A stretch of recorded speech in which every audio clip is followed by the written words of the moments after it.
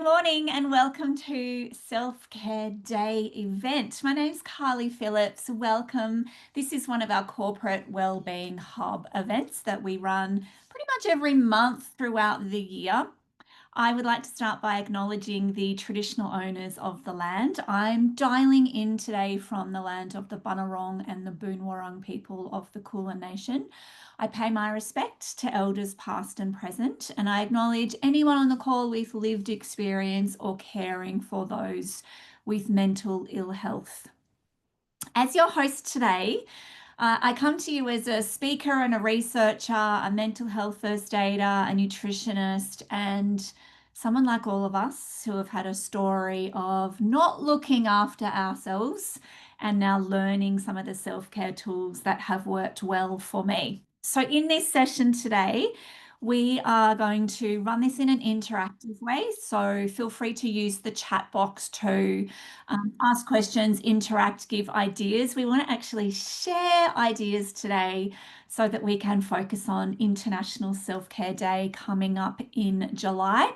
And I'm going to close the session with a Q&A. So you're welcome to stay for a few minutes at the end. We can have a chat. You can ask questions. We can talk about different ideas. So welcome to today's session.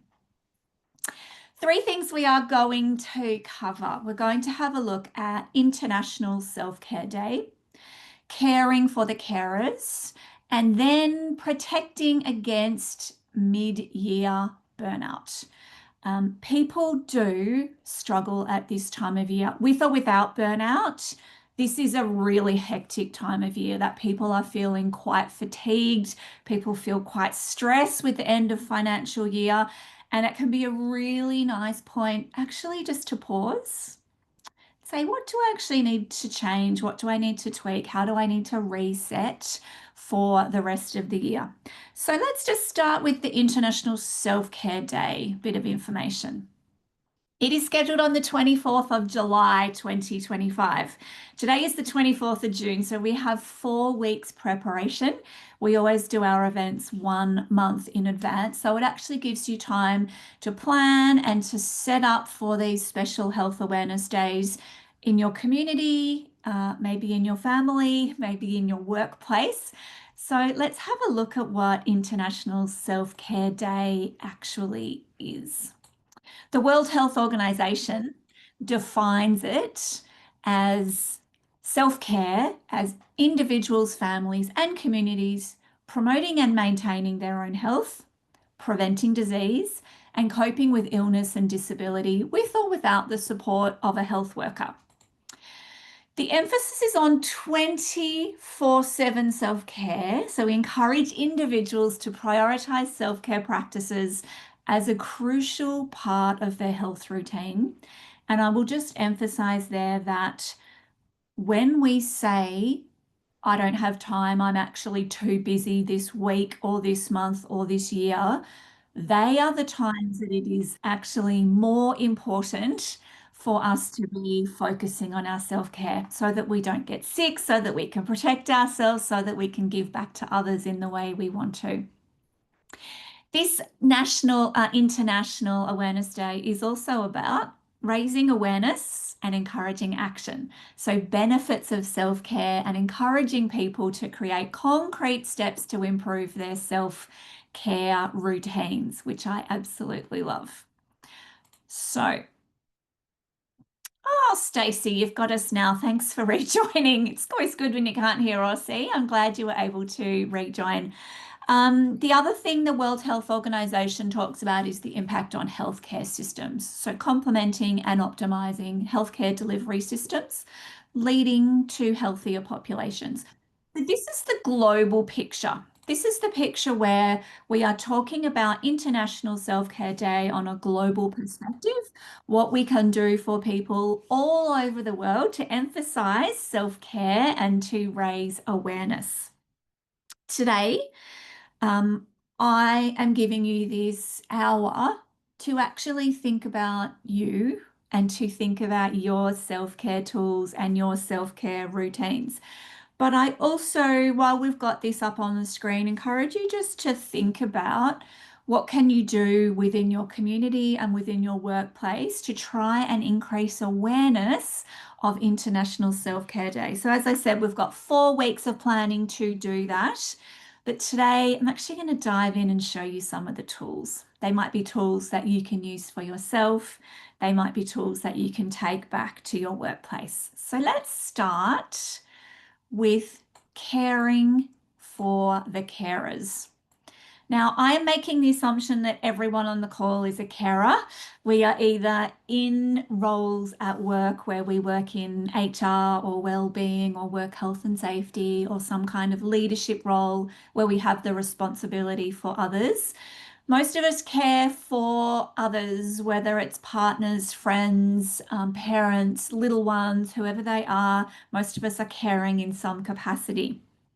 I just want to explore this for a minute because it's a trap we can fall into when we are carers, that we don't actually look after ourselves. This is a really, really common response that I get from people. They say, I don't have time for my well-being. Don't have time, too busy, too much on, haven't got time.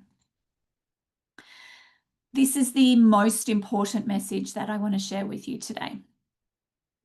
If you don't make time for your wellness, you will be forced to make time for your illness. This is crucial at times like this in mid-year when we are flat out, we've got deadlines, we've got pressures on, we're starting to feel the pinch. If we don't make time for our wellness now, this is a really easy time for us to get unwell, to get burnt out, to feel completely worn out. This photo on the left is when I have just recovered from my own experience of burnout. It did actually start at this time of year. So it was in the winter and it started just with a cold. And I had a lot, it's an understatement, going on, had a lot going on. I was working 2 jobs. I was caring for our 2 little boys who weren't sleeping through the night. My husband was really unwell with severe depression. We had half renovated the house trying to sell it and relocate. So we didn't have a kitchen, a lounge room. We were literally living in a hallway. I had decided in my wisdom to study at night. The things we do when we're stressed, right? I just kept saying yes to everything. And I just kept saying, I'll be the rock. I will look after everybody. I will look after everything. I actually remember like making this intentional decision that I don't have time for me right now. Once my husband's well, once the kids are sleeping through the night, once we've finished the renos, once I get the promotion, then I'll have time to look after my well-being. That went on for a very long time. So my cold that winter turned into a cough. And by October, November, my cough had turned into pneumonia, and pneumonia had turned into a heart infection. When I was in hospital, what I recognized at the time was that I was having what I call a complete mental breakdown. I was burnt out physically, mentally. I had nothing left to give. So, what I learned from that is one, to prioritize my self care, especially in times of crisis and times when we're really busy. And I also learned this really interesting piece of research about givers. Those of us who are kind of carers and we're just givers and we just give, give, give, give, give. The assumption is people who give have a better life satisfaction. And you would kind of think, oh, the takers would probably be at the bottom and then maybe the matchers and then maybe the givers at the top. Actually, there's a fourth group, and that is givers with strong boundaries, who are careful when, how, and to whom they give to. So if you are a carer and you are a giver, I really encourage you to think really carefully about your boundaries so that you can give, but you still have time to look after your own well-being. We know a little bit of stress is actually good for us, helps us perform. So maybe this next week coming up to June 30, you've got deadlines and maybe you'll feel good by the 1st of July. The problem occurs when the stress is chronic. So burnout results from chronic workplace stress that has not been managed. So whose responsibility is managing workplace stress? Yeah, there is some responsibility from our employer from the top down, but as an employee and as an individual, we also need to put our hand up and we need to say, I will take responsibility for my stress as well. Compassion fatigue is a little bit different. It comes from exposure to the stress and trauma of others. So, depending on the amount of people that you care for, what's happening at work, what's happening in your personal life, perhaps you're falling into one or two of these buckets right now. So, how do we protect ourselves from burnout? We know some of the early warning signs look like this: insomnia, fatigue, maybe you get changes in concentration, changes in appetite. I often hear people in the workplace say that they see outbursts of anger at work that seem really inappropriate, really kind of not relevant to the size of the issue. Now, have a look at that list. There's a really, really long list of work-related signs. Maybe you've got one or two or a few of those. Even if you've got everything on the list, doesn't necessarily mean you are burning out or you are at that point. But these are early warning signs for us to say, hang on a minute, let's just stop and pause and let's reset and let's put some better boundaries in place. So we're going to do that in a minute. Let's just take a couple of breaths to get us into the right mode of self-care.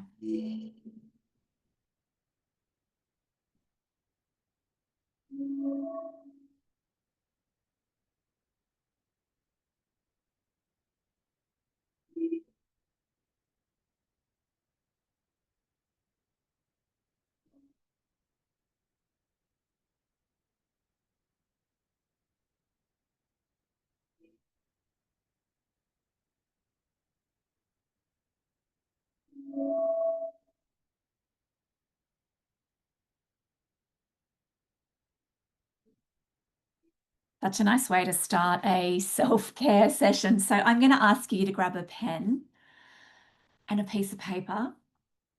And I want you just to divide your piece of paper into four. And we're going to spend a bit of time now actually building your own self-care toolkit that you can take away from this session and you can implement in your own life. So everyone is going to have a toolkit that looks completely different.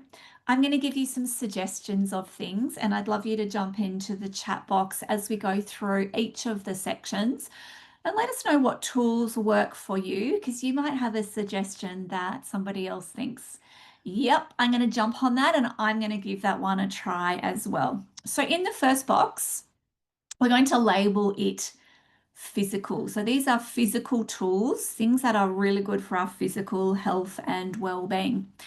Couple of ideas that I've popped up on the screen. Of course, we've got exercise. Of course, we've got sleep. We've got healthy eating, healthy drinking. What tools for you do you know are really good for your physical health and fitness? And make it as specific as you can. So if you're going to put exercise, don't just write exercise, write 30 minutes of walking at 7 a.m. with a friend. Make it very, very specific. Or healthy eating. I'm going to try and eat 5 serves of veggies a day. So very, very specific. Jump into the chat and let me know, what ideas do you have to pop in the first bucket of physical health and well-being? While you're doing that, I'm going to share 2 shortcuts and workarounds for when we are so busy that we do not have time. The first one is a super food shortcut.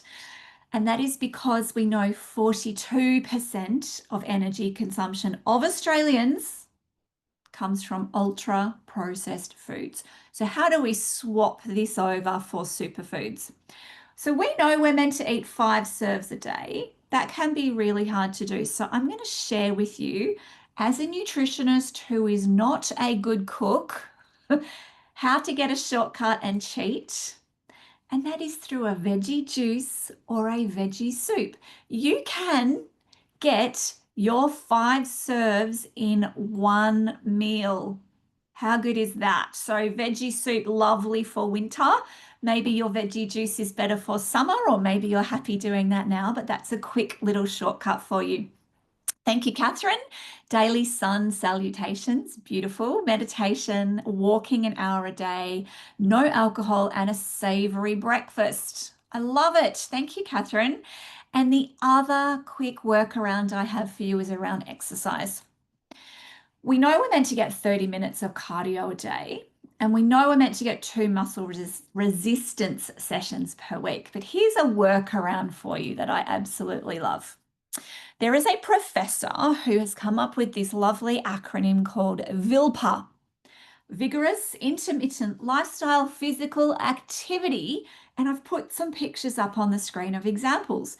It might be vacuuming the floor, doing your gardening, walking or running to the bus. Maybe it's parking your car in the furthest spot away. This is my new strategy for reducing stress when I've got to go to the supermarket or the shopping centre. I park in the furthest one away and I go, jackpot, I've got the best park. And then I walk. Might take a couple of minutes, but have a look at the outcomes.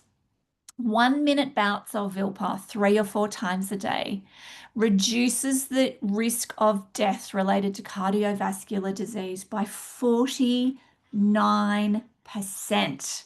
So just little bits can make a really big difference. Thank you, Nat. Half an hour walking after work each day and 1 hour of gym 3 days per week.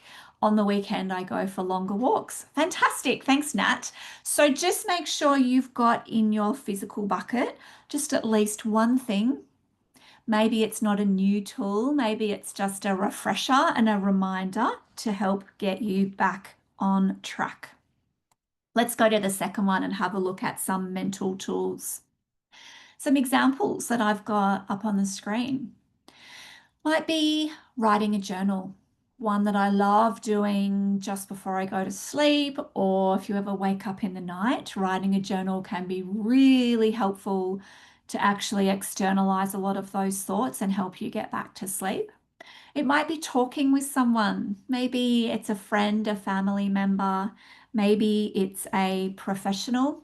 I've booked in my counsellor every fortnight right now because I'm caring for both of my parents and teenagers, and life is a bit of a struggle. And so I really use that set time every second week just to debrief. I like to kind of get it all off my chest, have a really good talk about it all, talk about how I feel about it, and come up with some strategies. It might be having a look and addressing financial distress. So we know cost of living is really causing a lot of psychological distress right now. So I'm encouraging everyone to reach out for financial support, financial coaching, financial counseling. There's actually free services available by the government, and quite a lot of the banks and financial advisors are now offering some free support as well. So getting some tips, getting some support, I guess facing some of the challenges can be really important. Acknowledging what is causing trouble, whether it's finances, whether it's a relationship, whether it's a work issue, actually just labeling it makes a huge difference. Maybe it's taking a deep breath. Maybe it's some of the meditation or the sun salutations that you've mentioned already. Maybe it's finding joy in the little things. I've just started going back to jigsaw puzzles and just reading some lovely easy books just to try and bring some of that easy joy back that doesn't feel like hard work. The other thing I really want to mention when we talk about mental health tools is making sure we're getting enough rest. Can be such a crazy busy pace that we live in, can't it? We just kind of went into this totally different pace during the pandemic, and I feel like people have come out of it and they've kind of gone into overdrive and they're trying to make up for lost time.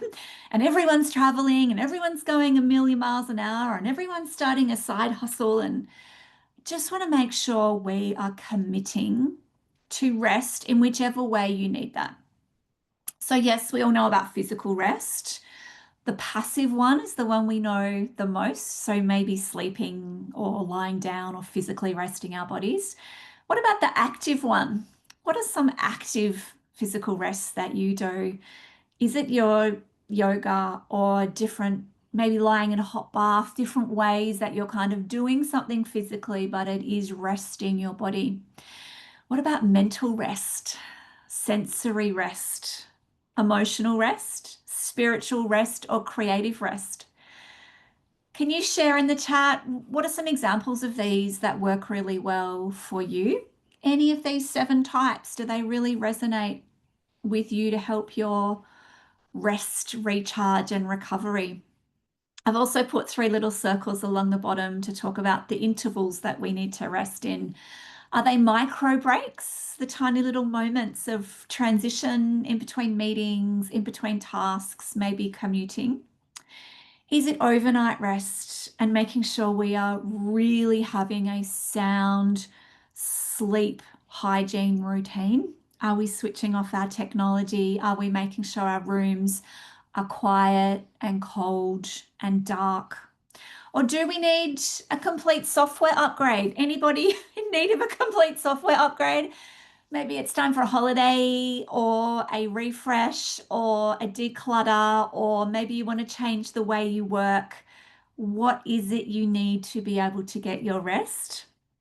Thanks, Catherine. Sitting in the sun, enjoying a cuppa in the middle of the day. I absolutely love that, Catherine. I do that too. I take my lunch outside, even if it's cold, and I just sit out there, even for a few minutes. It's a change of scenery, it's a mental break from work, and it gives you a chance to really digest your food so much better than eating and working at the same time. Thanks, Stacey. I schedule time out during my week where hubby and the kids aren't allowed to interrupt me. I love that. And how on earth do you prevent hubby and kids interrupting you? I do not know. That is fantastic. Thank you, Stacey. And Nat, you had breaks in your calendar throughout the day. Yeah, scheduled breaks. Great. Thank you. Fantastic. You guys are already doing a lot of this stuff. I absolutely love it. Let's go on to number 3. Number 3 is environment. So we want to think about all of the different environments that we live in and that we work in. So think about the space that you work in and the space at home. Think about the sound, the temperature. Is there anything you can tweak or change in that environment to improve your well-being? Is it about technology? Is there too little, too much technology? What boundaries do you need to put in place? And then I've put some examples of some micro environments down the bottom. As an example there of a handbag, there is something about cleaning out your bag, my bag, that makes me feel really calm and in control. And the same with my car. If I get to the end of the week and I have got shopping bags, I've got jackets in there, I've got an empty water bottle, I've just got stuff that has accumulated. If I can go in at the end of the week and clean out my car, empty out my boot, just that micro environment that I'm in for a few minutes a day really makes me feel better. Is it decluttering one room of your house or having a day of a cleanup?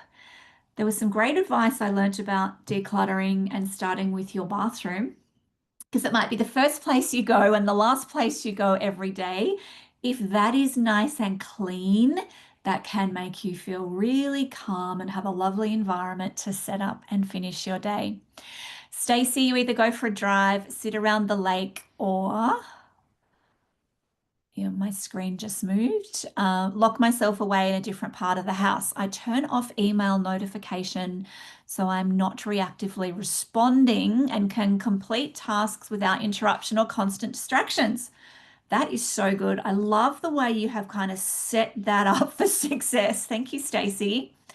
And Nat, I relocated my home office to the front of the house where the sun comes through the windows. On the outside of this room is a water feature that runs during work hours. Well, that just makes me feel peaceful just picturing that. Thank you, Nat. That's fantastic. So, anything else about environment that you would like to change? Pop it into your third bucket now.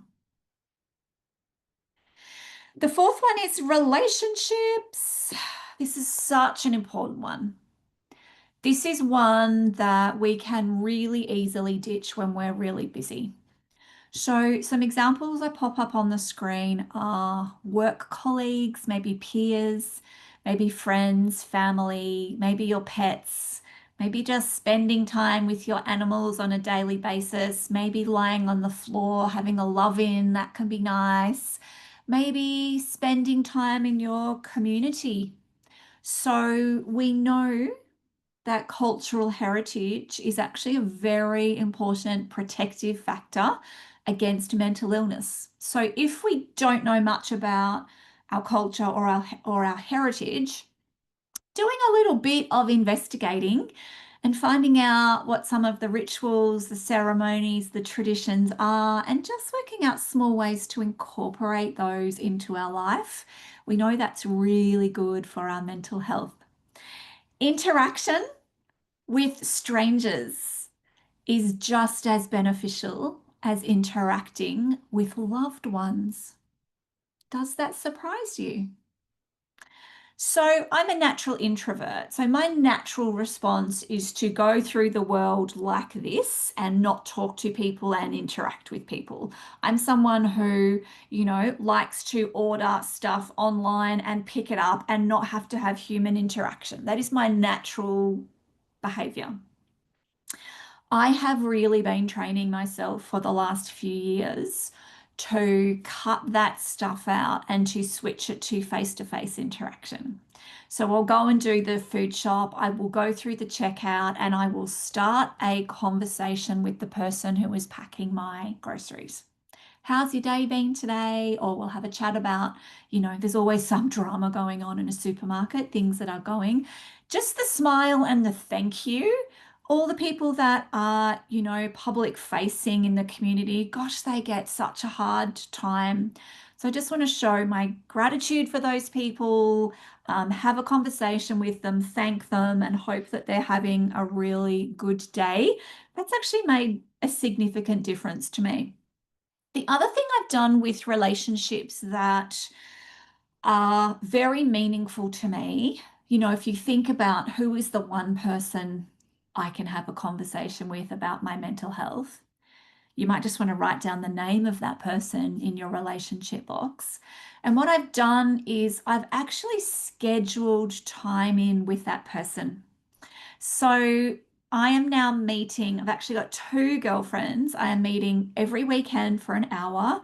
We meet on a Saturday morning, we have coffee, and we just talk about everything that's happened in the week.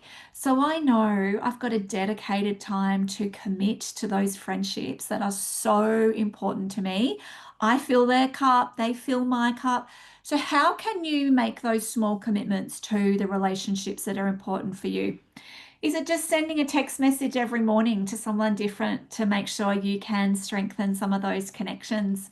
Is it weekly meetings? Is it walking? Whatever that is, what ideas do you have for some of those relationships? Let's see what some of your ideas are. What tips work really well for you in terms of setting up your support network and having it there at times that you need it, or maybe just having it there all the time? Let us know in the chat.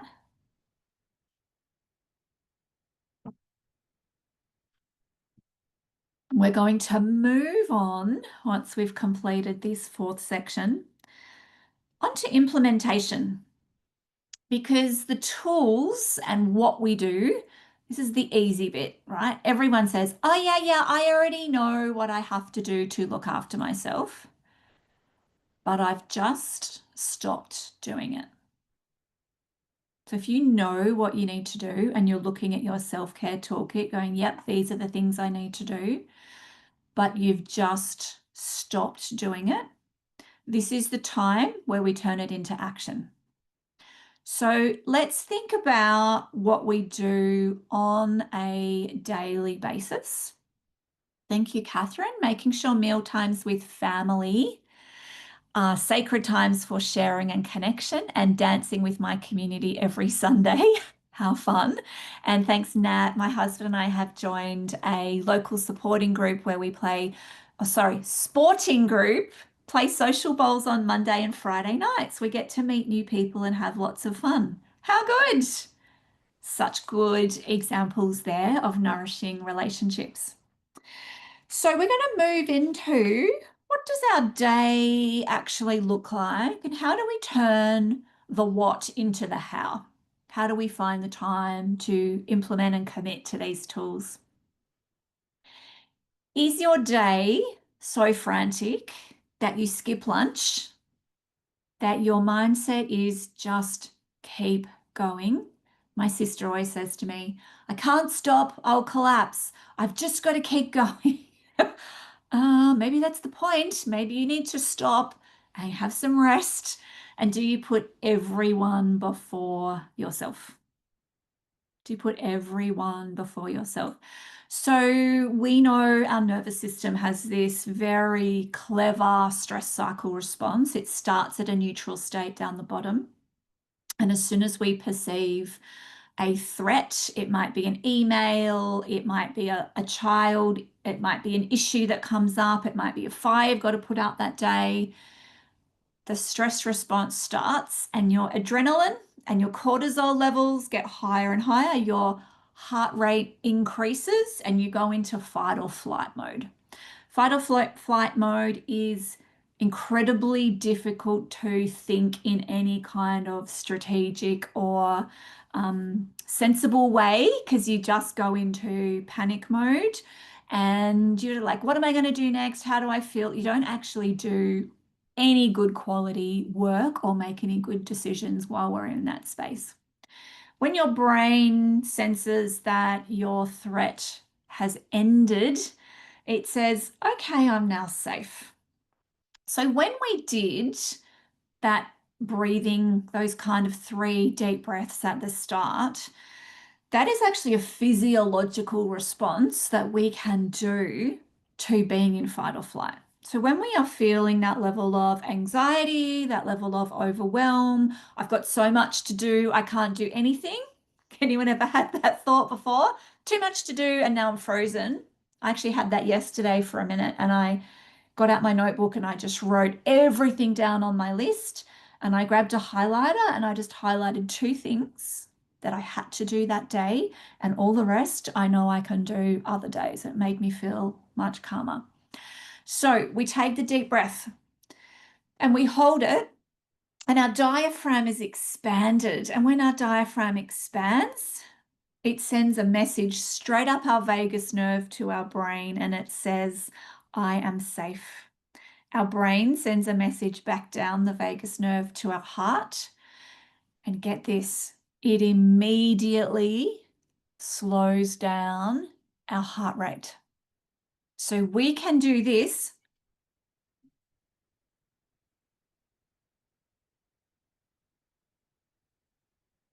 and have an immediate physiological response in closing our stress cycle.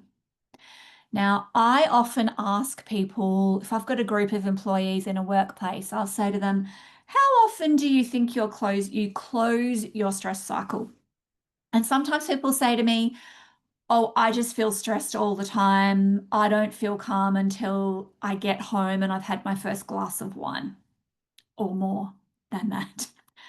Some people say to me, I feel stressed Monday to Friday and I don't feel calm until the weekend when I can switch off, which is pretty concerning. That's like 5 or 6 days of stress in a row.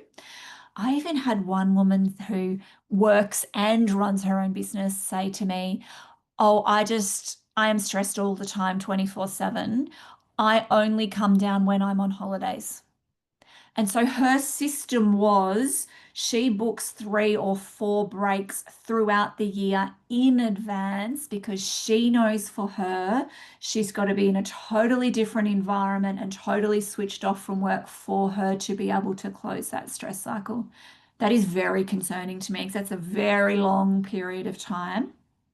But my question to you is, can you start a micro break mindset? Can you do these micro resets throughout the day with 3 deep breaths to recover and recharge? It's not a complete recharge. It's not like getting 8 hours sleep, but it does reduce your adrenaline and your cortisol. It does get you back into your logistical, nice, clear thinking frame of mind so that you can make decisions. Where are we going to find these windows of these micro breaks? How many times can we find these throughout the day? I love this term, time confetti. We're talking about teeny, tiny micro moments. They might be transitions. They might be a 30-second deep breath. It might be taking a stretch. It might be having a hydration break, eating a superfood snack, doing a 1 minute meditation. I want you to think about when you look at your self-care toolkit, which of these things can I make really tiny? And if you can make any of them smaller, just go ahead and write that into your toolkit, make some adjustments to it to make it as tiny as you can, that you can fit it into a micro moment, you can fit it into a transition or somewhere throughout the day, even when you are really busy. So let's take your calendar. Some of you have already done this. And let's think about, how do we block out well-being time? How do we work in short sprints without distractions? Some of you have already given great examples of how you do that. How do you book in team lunch breaks or eat lunch outside or really commit to having a break in the middle of the day? Or do you want to book out caring time? Are there times caring for other people that are not negotiables for you that you actually need to put into your calendar? I like to highlight my well-being time in yellow. It makes me feel so much better, and I can see it in my calendar all the different times I have. I've got a big one at 2 o'clock today. I know I'm going to do strength training at 2 o'clock for an hour before I do school pickup. So I've got a block of a couple of hours this afternoon dedicated to well-being. It's really important for me that I have a block of well-being after every event. I need to make sure I can regulate my energy. I've got lots of energy for the next day. So that's one way that I kind of monitor my energy ups and downs throughout the day. Can you block your meetings and your deep work that takes lots of concentration into short 45-minute sprints? We know our concentration really starts to break 45 to 47 minutes. As soon as you get that thought of, oh, what am I going to have for dinner tonight? Oh, I wonder about that thing. Oh, I forgot about that. Just catch yourself and say, right, my concentration is broken. Let me go and take a 5-minute break and then come back and start again. So you get up, you have a stretch, you get a glass of water, you step outside. Take your deep breath, come back and go again for your next block of time. So either jump into your digital calendar, or you might want to write some notes on your self-care toolkit about particular times that you think you can implement your tools. So just circle 1 or 2 of your self-care tools now. And I want you to write in there a really specific time or a micro moment or a transition, whenever that is, that you can commit to this tool. I will just say that if you're generally doing pretty well, life is kind of cruising along, you might find one tool is plenty for you. You can maintain your well-being with that one thing. If life is an uphill battle for you right now, just go and circle 3 or 4. You might need something from each section, especially if one of those blocks, let's say physical, for example, becomes unavailable to you. If you have an injury and you can't run anymore, or if it's a particular relationship and that relationship ends, we need to have a backup plan B, a plan C, a plan D. So this is why we put tools in 4 different categories. So we've always got something in our toolkit we can go to. So do you have tools circled, and do you have a time and a really specific way to implement them? That is what we should be up to right now. Okay, and breathe. We've got our tools. We know how we're going to implement them. We are going to be very kind to ourselves. We are going to be very gentle. If we start our new routine, we start our new habit and it goes off the rails, I'm going to say that's okay. We're going to be kind to ourselves. We're going to start again tomorrow. We're going to write it off, or we might start something small at night. We're going to be very kind just to ourselves as much as we are to others. Time for action. Are you going to make sure you have time for your wellness? I want you to tell me which of these you're going to start with straight away. Are you going to focus on your physical health and well-being, whether it be superfoods or the exercise workarounds? Are you going to nourish your relationships, maybe in your community, or maybe focusing on your one person? Are you going to start a micro break mindset? Are you going to find this time confetti for your well-being, or just focus on being kind to yourself? Let's jump into the chat and have a look. And look, you might have more than one thing you want to do, but what one action will you start today? Let's have a look and see.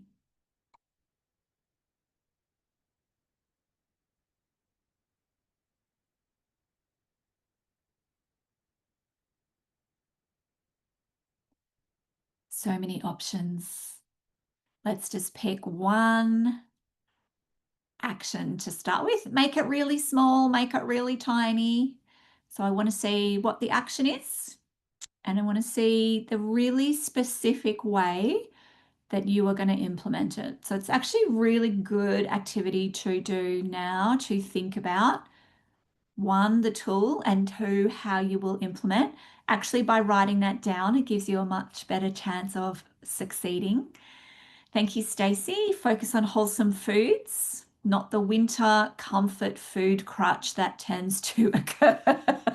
Yeah, and wholesome foods can be so good in winter with our soups and our casseroles and our stews and all of our beautiful slow cooked things. There's some lovely things there. Being kind to yourself, we should be doing that every day, right? But great one to start now, and devote specific time to journaling and meditation. I think that is. Thank you, Stacey. Thank you, Catherine.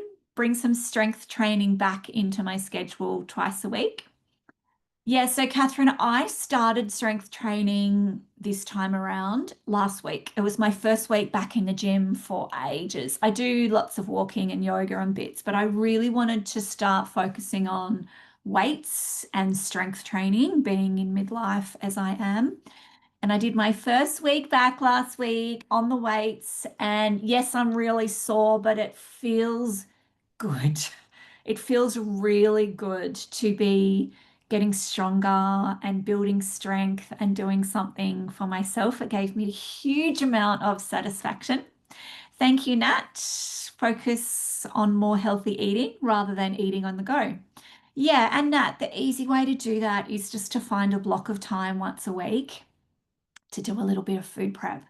Even if you can do like 2 dinners or just do lunches and have snacks ready, it just really makes a huge difference. And it's much more time efficient, and it takes away the cognitive load of what on earth am I going to eat today? So I like to do Sunday morning, but Everyone has a different time. I just do a block of an hour or two of kind of cooking up a few meals. Gosh, it really makes a difference.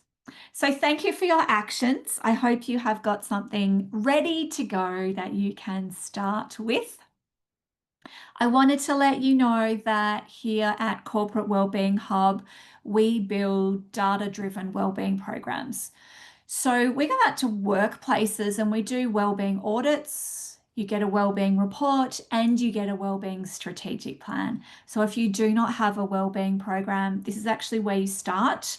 And we recommend doing the wellbeing audit annually because the data changes significantly. So what you put in your wellbeing program this year, when you do your audit next year, might look completely different. So we want to make sure it's dynamic and it's agile and it's always, always data driven.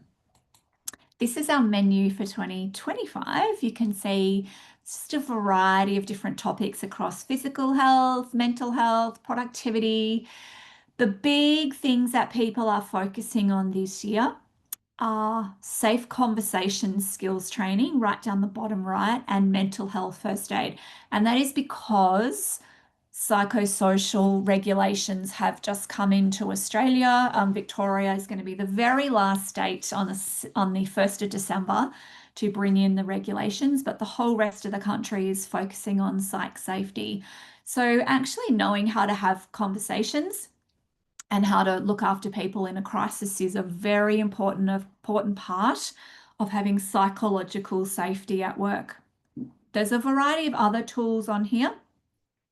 Energy and workload management and burnout prevention are still very, very high in terms of demand, and especially at this time of year. So next steps for you, and in closing today's event, I just wanted to let you know that tomorrow we are hosting the Wellbeing and Safety Blueprint Workshop. It is the first time we've done a 2-hour workshop and it's completely free. So if your company does not have a wellbeing program or does not have wellbeing and safety talking to each other, that is what this blueprint is going to do. It's going to show you the elements that you need and the action plan. It'll show you where your gaps are, and you will leave knowing who needs to be involved, not just you, but all the internal stakeholders, and what they need to do to be compliant. Next month, we have opened up enrollments for Champion Wellbeing with Unwavering Confidence. We are starting on the 22nd of July. So we've got a few weeks left for enrollments. This is actually a 6-part online training program. So within the Champion Wellbeing training program, we cover 6 different topics. So physical health and wellbeing, mental health and wellbeing, workplace wellbeing, looking at things like burnout, productivity, different strategies. You get a chance to build your very own wellbeing resource and or event as a pilot. So you get to utilize me, the knowledge, the cohort, and actually give it a test run what you have learned in the program. And then we close it off by forward planning. So actually built into the program, you get time to plan your September, October mental health month events and resources, or your forward planning 2026 wellbeing program. So we've kept the enrollment really low. The enrollment fee is $900. You get the 6-part program. So we do workshops every fortnight, and you get an e-learning course to dive in and do the knowledge, the learning part. And I've added on this time 6 months of coaching in addition. So you actually get the coaching over the summer, which means you can build your program for 2026. You can come back to group coaching. We can have conversations about it, and we can really set you up for success to build your wellbeing program. Just as a reminder, International Self-Care Day is on the 24th of July. So you have got a month exactly to prepare for Self-Care Day at your workplace. I present a workshop called Self-Care Toolkit. You have seen a big chunk of that today. We literally go through and we build our self-care toolkit. What we also do is the interactive part on how to implement. And as you can imagine, that looks completely different for every role and for every workplace. So we do that in an interactive way, either through the chat box, through live polls, or through breakout rooms, because we want every single employee to know how they can implement their tools no matter what their life and what their work looks like. So if you want to book something for that, we do have spaces available for the 24th of July. I think I've only got the morning available. I think the afternoon is already booked out, but we do the self-care toolkit either online or on site at workplaces. And I've just popped my details down the bottom. If you would like to connect with me, you can find me at corporatewellbeinghub.com or at Corporate Wellbeing Hub. So on LinkedIn, Insta, and Facebook, you'll be able to find me on any of those. I've got a couple of minutes to open for Q&A. If you would like to take yourself off mute, feel free to ask a question, or if you want to pop it in the chat, very happy to do that.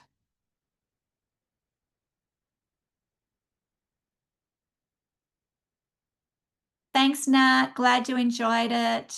Have a good mid-year, end of financial year. Thank you, Catherine. Okay, no questions in there. Lovely to have you on the call today. I hope you have a lovely afternoon. I'll see you next time. Bye, everyone.